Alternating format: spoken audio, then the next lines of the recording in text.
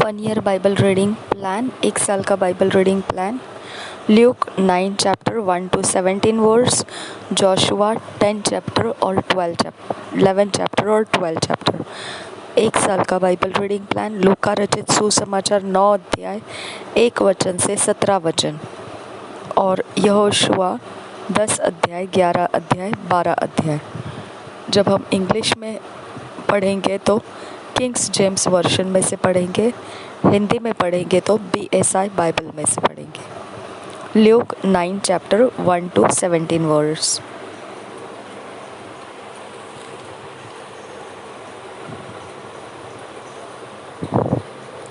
Christ senteth out his apostles. Herod is desirous to see him. Christ feedeth 5,000. His transfiguration. Then he called his 12 disciples together.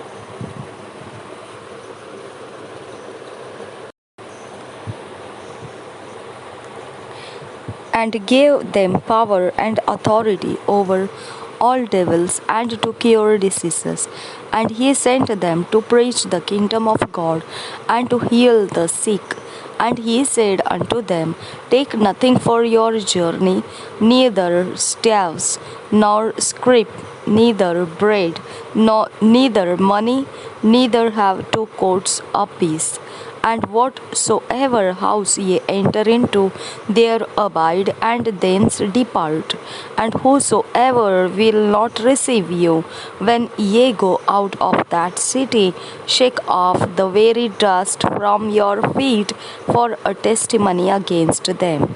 And they departed and went through the towns, preaching the gospel and healing everywhere.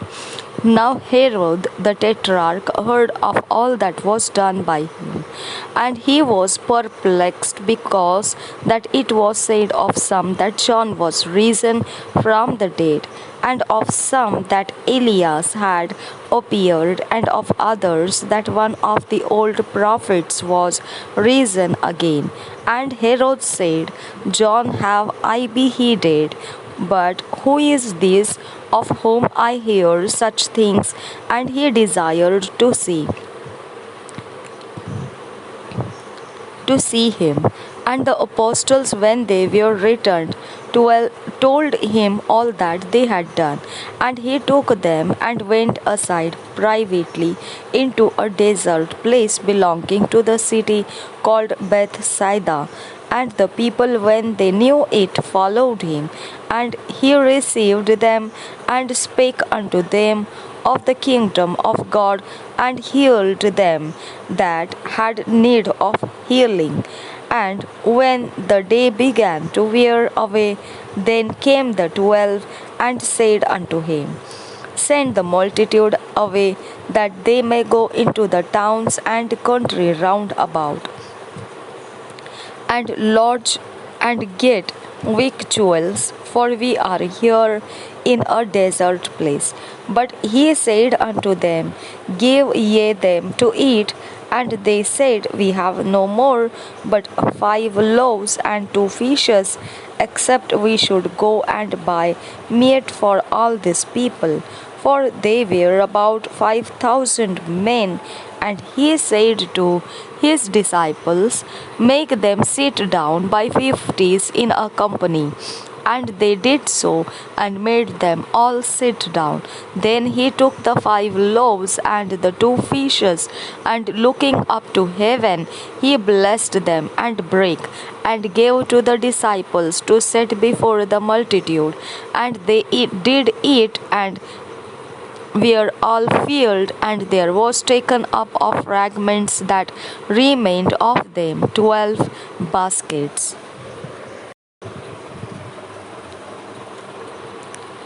लूका रचित सुसमाचार 9 अध्याय 1 वचन से 17 वचन। 12 प्रेरितों का भेजा जाना।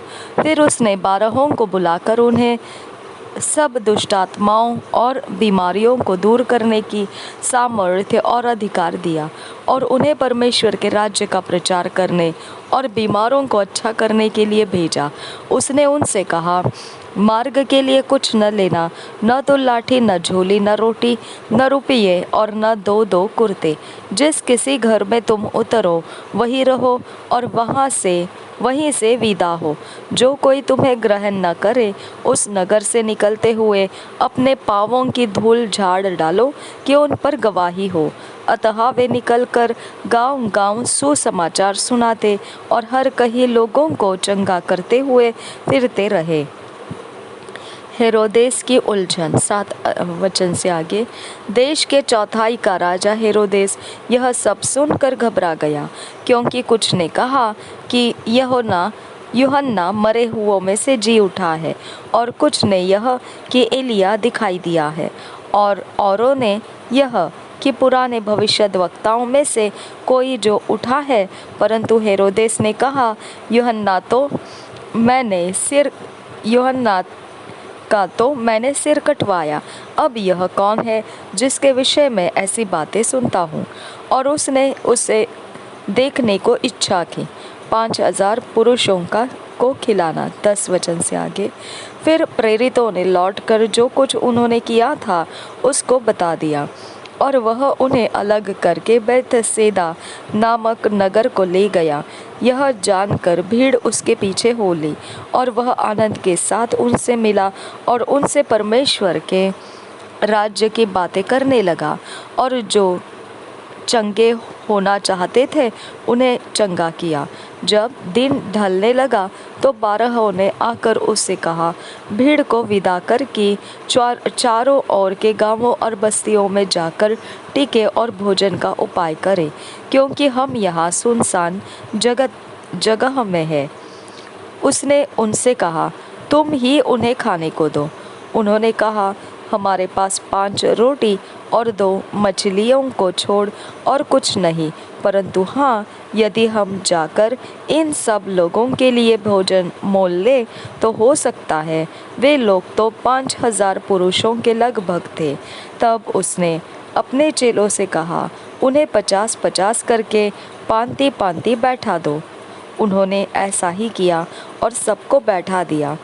तब उसने वे 5 रोटियों और 2 मछलियों ली और स्वर्ग की ओर देखकर धन्यवाद किया और तोड़-तोड़ कर चेलों को देता गया कि लोगों को परोसे। तब सब खाकर तृप्त हुए, और चेलों ने बचे हुए टुकड़ों से 12 टोकरियां भरकर उठाई।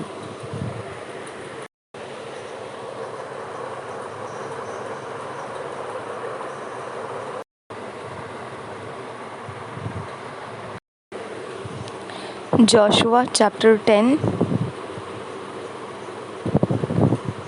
11, 12।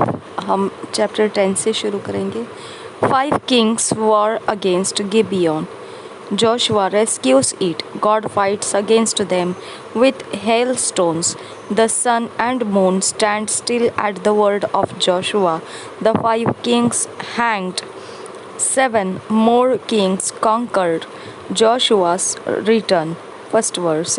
Now it came to pass when Adonizedek, king of Jerusalem, had heard how Joshua had taken Ai and had utterly destroyed it, as he had done to Jericho and her king, so he had done to Ai and her king, and how the inhabitants of Gibeon had made peace with Israel, and were among them, that they feared greatly, because Gibeon was a great city, as one of the royal cities, and because it was greater than Ai, and all the men thereof were mighty.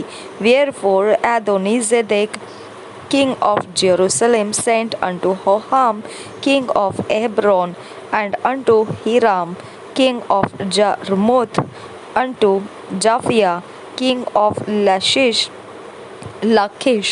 and unto Debir, king of Eglon, saying, Come up unto me and help me, that we may smite Gibeon, for it hath made peace with Joshua and with the children of Israel. Therefore the 5 kings of the Amorites, the king of Jerusalem, the king of Hebron, the king of Jarmuth, the king of Lachish, the king of Eglon, gathered themselves together and went up, they and all their hosts, and encamped before Gibeon and made war against it. And the men of Gibeon sent unto Joshua to the camp to Gilgal, saying, Slack not thy hand from thy servants. Come up to us quickly and save us and help us. For all the kings of the Amorites that dwell in the mountains are gathered together against us. So Joshua ascended from Gilgal, he and all the people of war with him, and all the mighty men of valor. And the Lord said unto Joshua, Fear them not, for I have delivered them unto thine hand. There shall not a man of them stand before thee.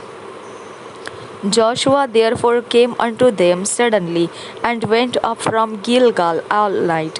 And the Lord discomfited them before Israel, and slew them with a great slaughter at Gibeon, and chased them along the way that goeth up to Beth Horon, and smote them to Azekah and unto Makkedah. And it came to pass, as they fled from before Israel, and were in the going down to Beth Horon, that the Lord cast down great stones from heaven upon them unto Azekah, and they died. They were more which died, and hailstones than they whom the children of Israel slew with the sword. Then spake Joshua to the Lord in the day when the Lord delivered up the Amorites before the children of Israel. And he said in the sight of Israel, Sun, stand thou still upon Gibeon, and thou moon in the valley of Ajalon.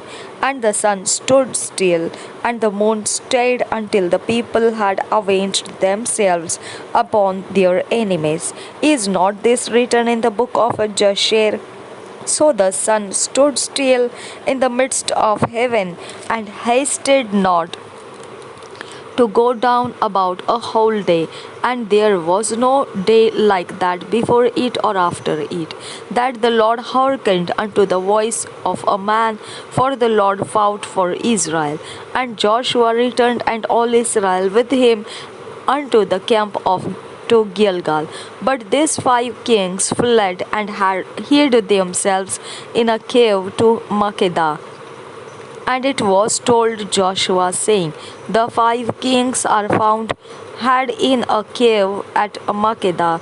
And Joshua said, Roll great stones upon the mouth of the cave, and set men by it for to keep them.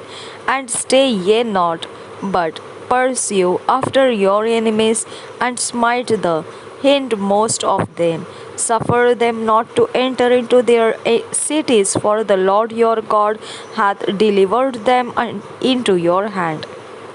And it came to pass, when Joshua and the children of Israel had made an end of slaying them with a very great slaughter, till they were consumed, that the rest which remained of them entered into fenced cities, and all the people returned to the camp to Joshua at Makkedah in peace. None moved his tongue against any of the children of Israel.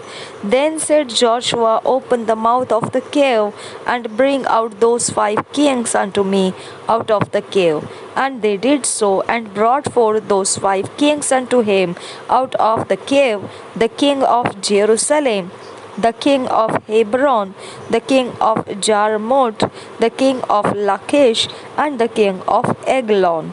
And it came to pass, when they brought out those kings unto Joshua, that Joshua called for all the men of Israel, and said unto the captains of the men of war which went with him, Come near, put your feet upon the necks of these kings. And they came near, and put their feet upon the necks of them. And Joshua said unto them, Fear not, be dismayed, nor be dismayed, be strong and of good courage. For thus shall the Lord do to all your enemies against whom ye fight. And afterward Joshua smote them and slew them, and hanged them on 5 trees, and they were hanging upon the tree until the evening.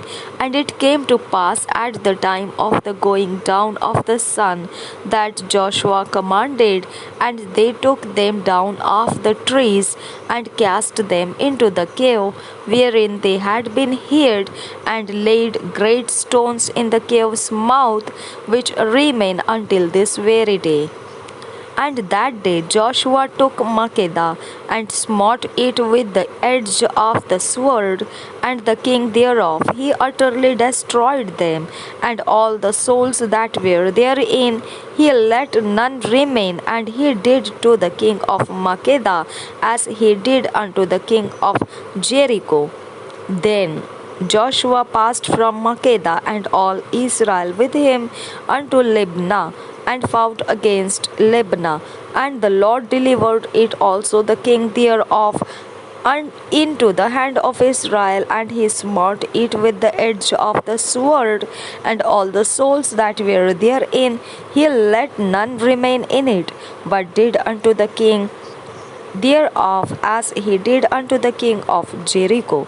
And Joshua passed from Libnah, and all Israel with him, unto Lachish, and encamped against it, and fought against it. And the Lord delivered Lachish into the hand of Israel, which took it on the second day, and smote it with the edge of the sword, and all the souls that were therein, according to all that he had done to Libnah.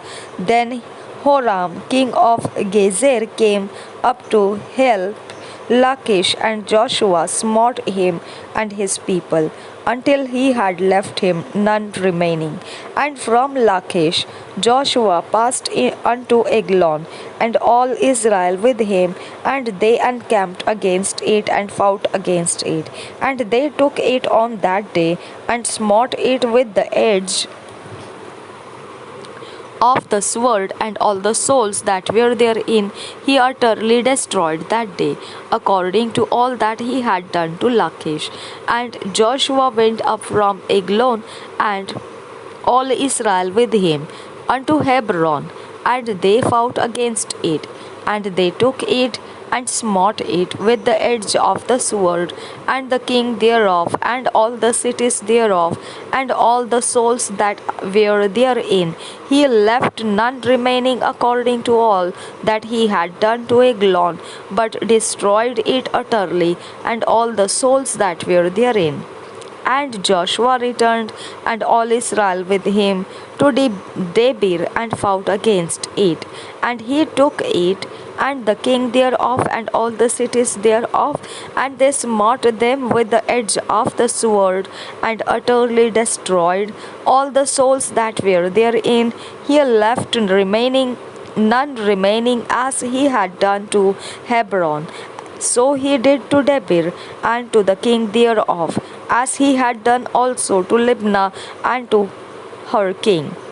So Joshua smote all the country of the hills, and of the south, and of the vale, and of the springs, and all their kings.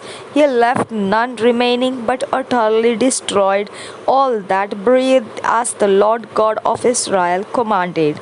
And Joshua smote them from Kadesh Barnea even unto Gaza, and all the country of Goshen even unto Gibeon. And all these kings and their land did Joshua take at one time, because the Lord God of Israel fought for Israel. And Joshua returned, and all Israel with him, unto the camp to Gilgal. Chapter 11. Divers kings overcome at the waters at Merom. Hazor is taken and burnt. The Anakims cut off. The land subdued. First verse say, and it came to pass when Jabin king of Hazon had heard those things that he sent to Jobab king of Madon and to the king of Shimron and to the king of Akshaph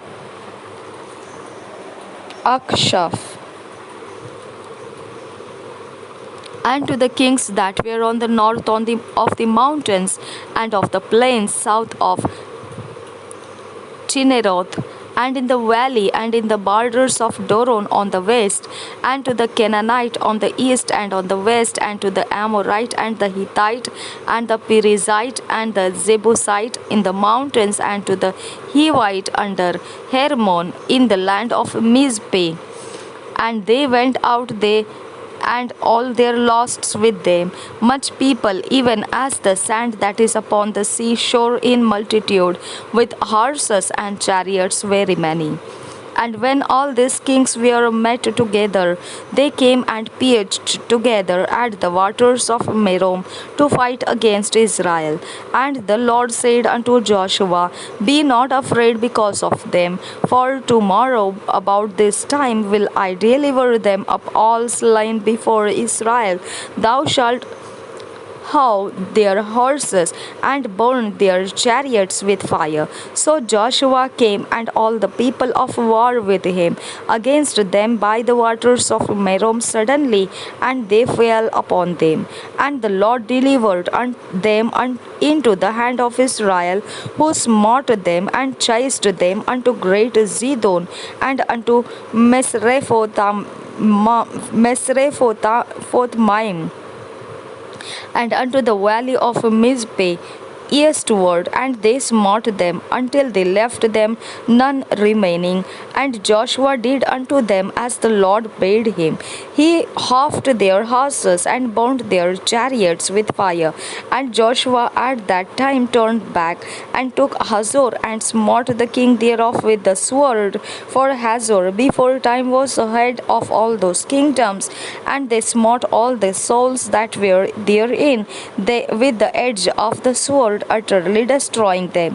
There was not any left to breathe, and he burnt Hazor with fire. And all the cities of these kings and all the kings of them did Joshua take and smote them with the edge of the sword, and he utterly destroyed them, as Moses the servant of the Lord commanded. But as for the cities that stood still in their strength, Israel burned none of them save Hazor only, that did Joshua burn. And all the spoil of the cities and the cattle the children of Israel took for a prey unto themselves, but every man they smote with the edge of the sword until they had destroyed them, neither left they any to breathe. As the Lord commanded Moses his servant, so did Moses command Joshua, and so did Joshua. He left nothing undone of all that the Lord commanded Moses. So Joshua took all that land, the hills and all the south country, and all the land of Goshen, and the valley, and the plain, and the mountain of Israel, and the valley of the same, even from the Mount Halak that goeth up to Seir, even unto Baalgad, in the valley of Lebanon, under Mount Hermon, and all their kings he took and smote them and slew them. Joshua made a war long time with all those kings. There was not a city that made peace with the children of Israel. So the Hivites, the inhabitants of Gibeon, all other they took in battle.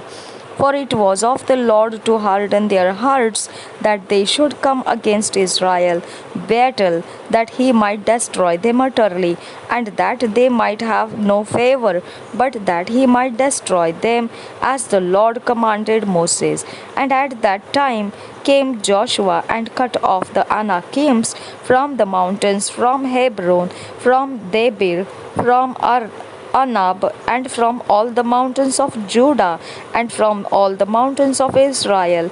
Joshua destroyed them utterly with their cities. There was none of the Anakims left in the land of the children of Israel, only in Gaza, in Gath, and in Ashdod there remained. So Joshua took the whole land according to all that the Lord said unto Moses. Joshua gave it for an inheritance unto Israel according to their divisions by their tribes, and the land rested from war. Chapter 12. The two kings' countries Moses took and disposed of, the 130 kings on the west side of Jordan, which Joshua smote. Now these are the kings of the land which the children of Israel smote, and possessed their land on the other side Jordan toward the rising of the sun, from the river Arnon unto Mount Hermon, and all the plain on the east. Sihon king of the Amorites, who dwelt in Heshbon, and ruled from Aroer, which is upon the bank of the river Arnon, and from the middle of the river, and from half Gilead, even unto the river Jabbok, which is the border of the children of Ammon, and from the plain to the sea of Chinneroth on the east, and unto the sea of the plain, even the salt sea on the east, and the way to Beth Jeshimoth, and from the south under Ashdod, Pisgah, and the coast of Og king of Bashan, which was of the remnant of the giants that dwelt at Ashtaroth and at Edrei, and reigned in Mount Hermon, and in Salca, and in all Bashan, unto the border of the Geshurites, and the Maacathites, and half Gilead, and border of Sihon king of Heshbon. Then did Moses the servant of the Lord and the children of Israel smite, and Moses the servant of the Lord gave it for a possession unto the Reubenites and Gadites and the half tribe of Manasseh. And these are the kings of the country which Joshua and the children of Israel smote on this side Jordan on the west, from Baalgad in the valley of Lebanon, even unto the Mount Halak that goeth up to Seir, which Joshua gave unto the tribes of Israel for a possession according to their divisions, in the mountains, and in the valleys, and in the plains, and in the springs, and in the wilderness, and in the south country, the Hittites, the Amorites, and the Canaanites, the Perizzites, the Hivites, and Jebusites.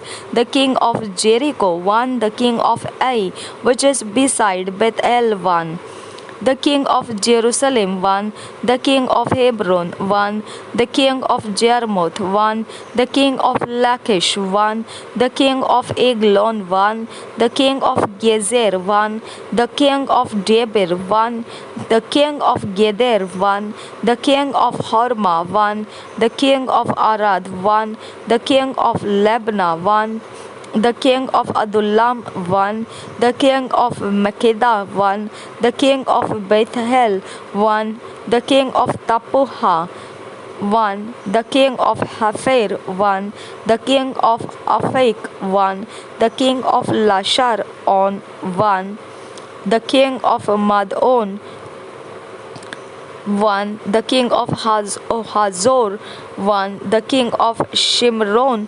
Merom one, the king of Akshaph one, the king of Tanak one, the king of Megiddo one, the king of Kadesh one, the king of Jokneam of Carmel one, the king of Dor in the coast of Dor one, the king of the nations of Gilgal one, the king of Tirjah one, all the kings 30 यहोशू 10, 11 और 12 अध्याय 10 अध्याय 11 अध्याय और 12 अध्याय पढ़ेंगे हिंदी में BSI Bible से। एमोरियों पर विजय। जब यरूशलेम के राजा अदोनी सेदेक ने सुना कि यहोशू ने आई को ले लिया और उसका सत्यानाश कर डाला है, और जैसा उसने यरीहो और उसके राजा से किया था वैसा ही आई और उसके राजा से भी किया है, और यह भी सुना कि गिबोन के निवासियों ने इसराइलियों से मेल किया और उनके बीच रहने लगे हैं, तब वे बहुत डर गए, क्योंकि गिबोन बड़ा नगर वरन राजनगर के तुल्य और आई से बड़ा था, और उसके सब निवासी शूरवीर थे। इसलिए यरूशलेम के राजा अदोनी सेदेक ने हेब्रोन के राजा होहाम, यरमूत के राजा पीराम, लाकीश के राजा यापी और एग्लोन के राजा दबीर के पास यह कहला भेजा, मेरे पास आकर मेरी सहायता करो और चलो हम गिबोन को मारें, क्योंकि उसने यहोशू और इसराइलियों से मेल कर लिया है। इसलिए यरूशलेम, हेब्रोन, यरमूत, लाकीश और एग्लोन के 5 एमोरी राजाओं ने अपनी अपनी सारी सेना इकट्ठी करके चढ़ाई कर दी और गिबोन के सामने डेरे डालकर उससे युद्ध छेड़ दिया। तब गिबोन के निवासियों ने गिलगाल की छावनी में यहोशू के पास यों कहला भेजा, अपने दासों की ओर से तू अपना हाथ न हटाना, शीघ्र हमारे पास आकर हमें बचा ले और हमारी सहायता कर, क्योंकि पहाड़ पर रहने वाले एमोरियों के सब राजा हमारे विरुद्ध इकट्ठे हुए हैं। तब यहोशू सारे योद्धाओं और सब शूरवीरों को संग लेकर गिलगाल से चल पड़ा, और यहोवा ने यहोशू से कहा, उनसे मत डर, क्योंकि मैंने उनको तेरे हाथ में कर दिया है, उनमें से एक पुरुष भी तेरे सामने टिक न सकेगा। तब यहोशू रातों रात गिलगाल से जाकर एकाएक उन पर टूट पड़ा। तब यहोवा ने ऐसा किया कि वे इसराइलियों से घबरा गए, और इसराइलियों ने गिबोन के पास उनका बड़ा संहार किया और बेथोरोन के चढ़ाव पर उनका पीछा करके अजेका और मक्केदा तक उनको मारते गए। फिर जब वे इसराइलियों के सामने से भागकर बेथोरोन का उतराई पर आए, तब अजका पहुँचने तक यहोवा ने आकाश से बड़े बड़े पत्थर उन पर बरसाए और वे मर गए। जो ओलों से मारे गए उनकी गिनती इसराइलियों की तलवार से मारे हुओं से अधिक थी। उस समय अर्थात जिस दिन यहोवा ने एमोरियों को इसराइलियों के वश में कर दिया, उस दिन यहोशू ने यहोवा से इसराइलियों के देखते इस प्रकार कहा, हे सूर्य तू गिबोन पर, और हे चंद्रमा तू अय्यालोन के तराई के ऊपर थमा रहे।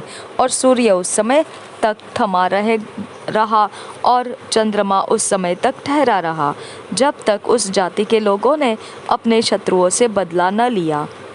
क्या यह बात याशार नामक पुस्तक में नहीं लिखी है कि सूर्य आकाश मंडल के बीचों बीच ठहरा रहा और लगभग 4 पहर तक न डूबा? न तो उससे पहले कोई ऐसा दिन हुआ और न उसके बाद में यहोवा ने किसी पुरुष की सुनी हो, क्योंकि यहोवा तो इसराइल की ओर से लड़ता था। तब यहोशू सारे इसराइलियों समेत गिलगाल की छावनी को लौट गया। एमोरियों के 5 राजाओं का बंदी बनाया जाना। वे 5 राजा भागकर मक्केदा के पास की गुफा में जा छिपे। तब यहोशू को यह समाचार मिला, 5 राजा मक्केदा के पास की गुफा में छिपे हुए हमें मिले हैं। यहोशू ने कहा, गुफा के मुंह पर बड़े बड़े पत्थर लुढ़काकर उनके देखभाल के लिए मनुष्यों को उसके पास बैठा दो, परंतु तुम मत ठहरो, अपने शत्रुओं का पीछा करके उनमें से जो पिछड़ गए हैं उनको मार डालो, उन्हें अपने अपने नगर में प्रवेश करने का अवसर न दो, क्योंकि तुम्हारे परमेश्वर यहोवा ने उनको तुम्हारे हाथ में कर दिया है। जब यहोशू और इसराइल उनका संहार करके उन्हें नष्ट कर चुके और उनमें से जो बच गए वे अपने अपने गढ़ वाले नगर में घुस गए, तब सब लोग मक्केदा की छावनी को यहोशू के पास कुशल क्षेम से लौट आए और इसराइलियों के विरुद्ध किसी ने जीभ तक न हिलाई। तब यहोशू ने आज्ञा दी, गुफा का मुंह खोलकर उन 5 राजाओं को मेरे पास निकाल ले आओ। उन्होंने ऐसा ही किया और यरूशलेम, हेब्रोन, यरमूत, लाकीश और एग्लोन के उन 5 राजाओं को गुफा में से उसके पास निकाल ले आए जब वे उन राजाओं को यहोशू के पास निकाल ले आए, तब यहोशू ने इस्राएल के सब पुरुषों को बुलाकर अपने साथ चलने वाले योद्धाओं के प्रधानों से कहा, निकट आकर अपने अपने पाँव इन राजाओं की गर्दन पर रखो। और उन्होंने निकट जाकर अपने अपने पाँव उनकी गर्दनों पर रखे। तब यहोशू ने उनसे कहा, डरो मत और न तुम्हारा मन कच्चा हो, हियाव बांधकर दृढ़ हो, क्योंकि यहोवा तुम्हारे सब शत्रुओं से जिनसे तुम लड़ने वाले हो ऐसा ही करेगा। इसके बाद यहोशू ने उनको मरवा डाला और 5 वृक्षों पर लटका दिया, और वे सांझ तक वृक्षों पर लटके रहे। सूर्य डूबते डूबते यहोशू से आज्ञा पाकर लोगों ने उन्हें उन वृक्षों पर से उतार के उसी गुफा में जहाँ वे छिप गए थे डाल दिया, और उस गुफा के मुंह पर बड़े बड़े पत्थर रख दिए। वे आज तक वहीं रखे हुए हैं। और अधिक एमोरी राज्य पर विजय। उसी दिन यहोशू के मक्केदा को ले लिया और उसको तलवार से मारा और उसके राजा का सत्यानाश किया, और जितने प्राणी उसमें थे उन सबों में से किसी को जीवित न छोड़ा। और जैसा उसने यरीहो के राजा के साथ किया था, वैसा ही मक्केदा के राजा से भी किया। तब यहोशू सब इस्राएलियों समेत मक्केदा से चलकर लिब्ना को गया और लिब्ना से लड़ा, और यहोवा ने उसको भी राजा समेत इस्राएलियों के हाथ में कर दिया। और यहोशू ने उसको और उसमें के सब प्राणियों को तलवार से मारा, और उसमें से किसी को भी जीवित न छोड़ा। और उसके राजा से वैसा ही किया जैसा उसने यरीहो के राजा के साथ किया था। फिर यहोशू सब इस्राएलियों समेत लिब्ना से चलकर लाकीश को गया और उसके विरुद्ध छावनी डालकर लड़ा, और यहोवा ने लाकीश को इस्राएल के हाथ में कर दिया, और दूसरे दिन उसने उसको जीत लिया। और जैसा उसने लिब्ना के सब प्राणियों को तलवार से मारा था, वैसे ही उसने लाकीश से भी किया।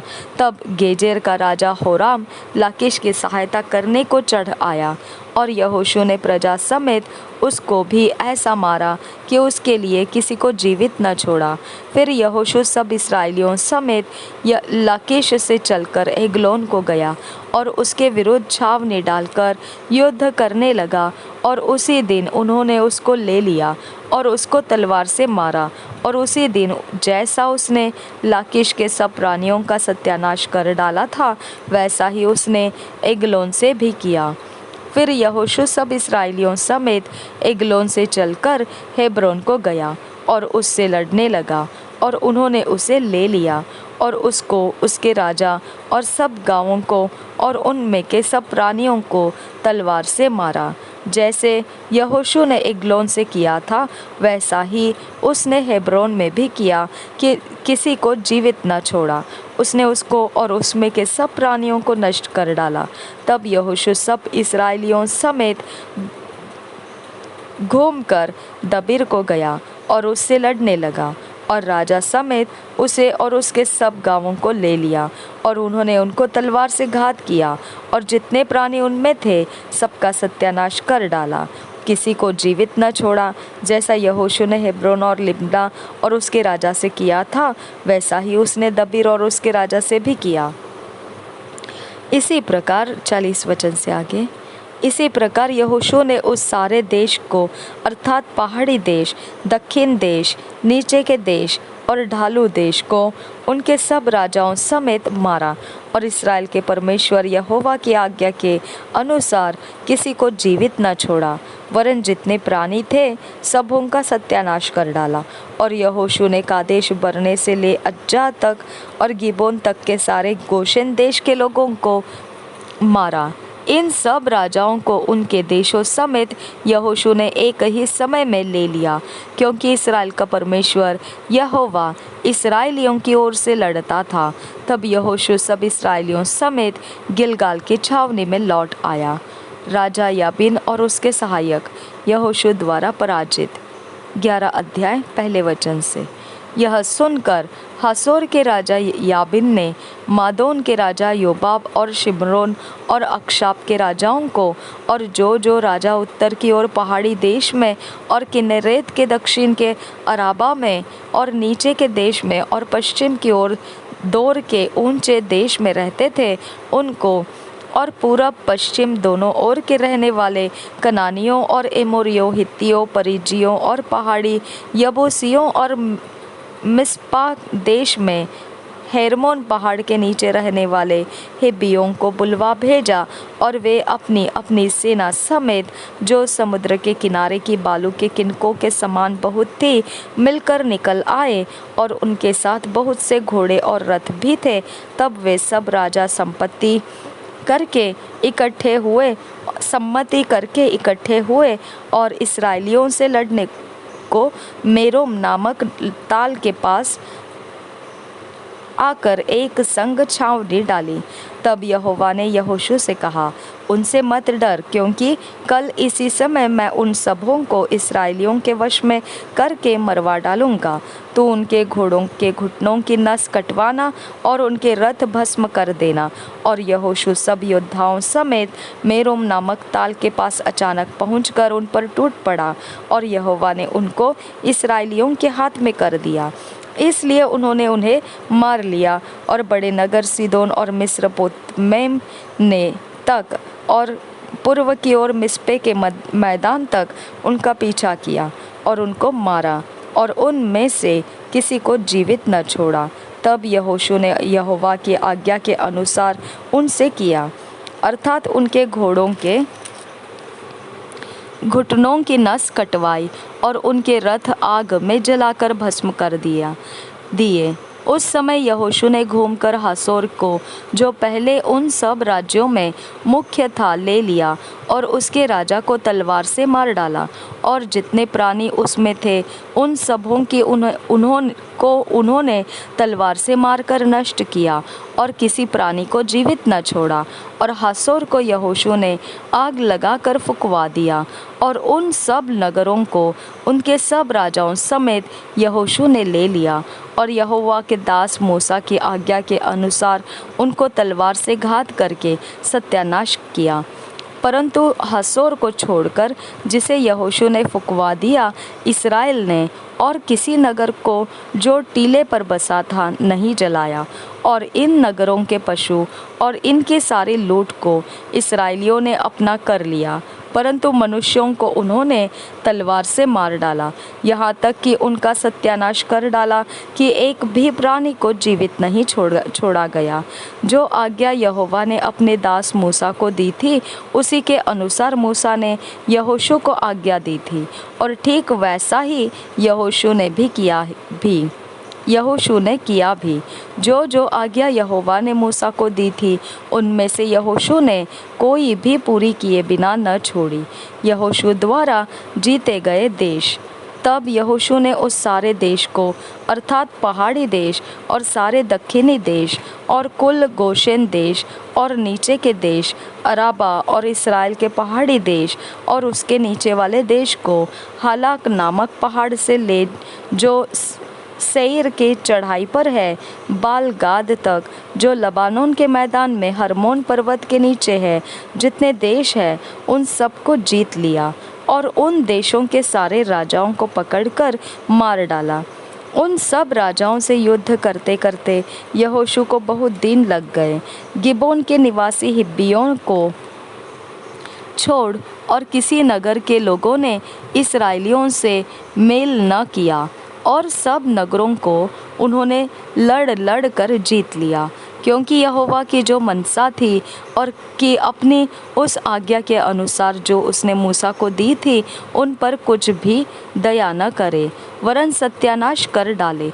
इस कारण उसने उनके मन ऐसे कठोर कर दिए कि उन्होंने इस्राएलियों का सामना करके उनसे युद्ध किया। उस समय यहोशू ने पहाड़ी देश में आकर हेब्रोन, दबीर, अनाब, वरन यहूदा और इस्राएल दोनों के सारे पहाड़ी देश में रहने वाले अनाकियों को नष्ट किया। यहोशू ने नगरों समेत उनका सत्यानाश कर डाला। इस्राएलियों के देश में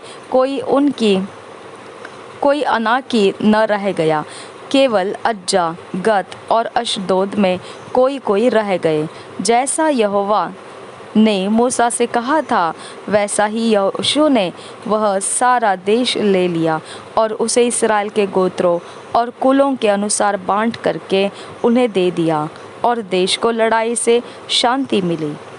मूसा द्वारा पराजित राजा। 12 अध्याय पहले वचन से। यरदन पार सूर्योदय की ओर अर्थात अर्नोन घाटी से लेकर हेर्मोन पर्वत तक के देश और सारे पूर्वी अराबा के जिन राजाओं को इसराइलियों ने मारकर उनके देश को अपने अधिकार में कर लिया था, वे ये हैं। एमोरियों का हेशबोनवासी राजा सिहोन, जो अर्नोन घाटी के किनारे के अरोएर से लेकर और उसी घाटी के बीच के नगर को छोड़कर यब्बोक नदी के तक, जो अम्मोनियों की सीमा है, आधे गिलाद पर और किन्नेरेत नामक ताल से लेकर बेत्यशीमोत से होकर अराबा के ताल तक, जो खारा ताल भी कहलाता है, पूर्व की ओर के अराबा और दक्षिण की ओर पिसगा के ढलान के नीचे नीचे के देश पर प्रभुता रखता था।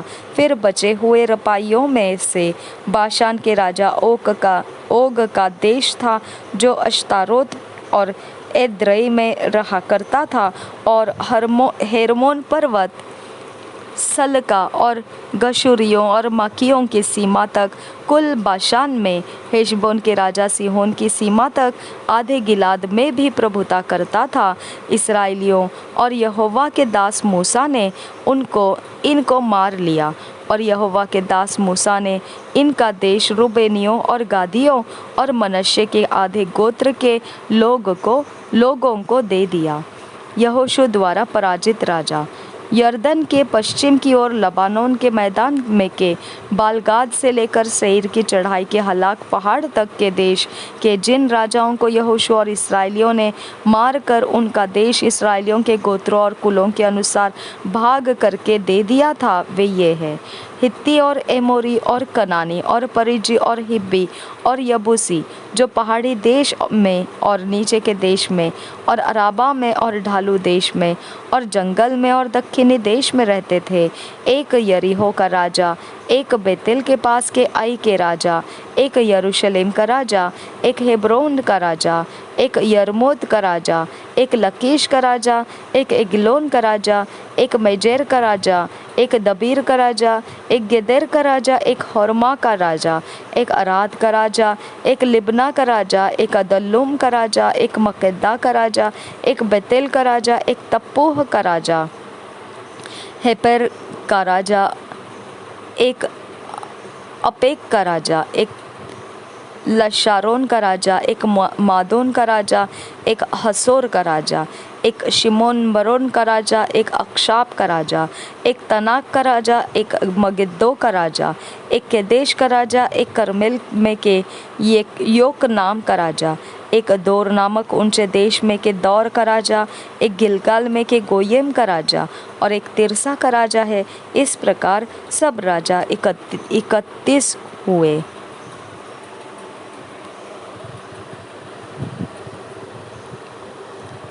दो साल का Bible reading plan, 2 years Bible reading plan.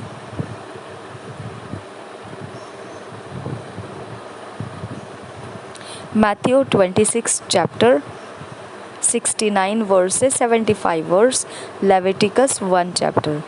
मत्ती रचित सुसमाचार 26 अध्याय 69 अध्याय वचन से लेकर 75 वचन तक, और लेवियों की लेव्य व्यवस्था 1 अध्याय। हम ये 2 साल का बाइबल रीडिंग प्लान अपने पर्सनल बाइबल स्टडी में यूज़ करना है। हमारे पर्सनल बाइबल रीडिंग टाइम में हमने इसे पढ़ना है, और जो भी हमको पिता परमेश्वर इन वचनों के आधार से हमारे जीवन में कुछ बदलाव लाना चाहता है, जो हमारे जीवन को वो नए तरह से कुछ सिखाना चाहता है, उसके हमने नोट्स बना लेना है। जब ऐसे नोट्स बना लेते हैं तो उसको हमने अपने जीवन में लागू करना है, और जब 2 साल का बाइबल रीडिंग प्लान ख़त्म हो जाएगा, हम अपने अंदर एक व्यक्ति जो नया बदलाव हुआ, परमेश्वर के वचन से ढला गया, ऐसा व्यक्ति होकर हम निखर कर आएंगे, और परमेश्वर के लिए हम एक अच्छा योग्य बर्तन हो जाएंगे। प्रभु यीशु ने हमको अनुग्रह दिया है ये सब होने के लिए हमने इसका लाभ उठाना है। प्रभु यीशु मसीह हम सबके साथ बना रहे। आमीन, आमीन, आमीन।